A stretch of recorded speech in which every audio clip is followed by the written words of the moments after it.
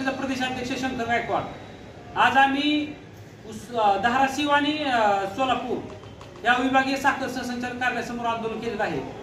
साखर सहसंचालक साहेब त्या ठिकाणी नव्हते म्हणून आम्ही रिकाम्या खुर्चीला निवेदन दिलेलं आहे। आणि यापूर्वी मी 3-4 दिवसापूर्वी साखर आयुक्त साहेब पुण्याचे त्यांना निवेदन दिलं होतं आणि सांगितलं होतं की ह्या 2 जिल्ह्यातील साखर कारखानदार निगगट्ट झालेले आहेत, माजलेले आहेत, लोकांचं पैसे हाणू आणि लोकांचं रक्त पिऊ।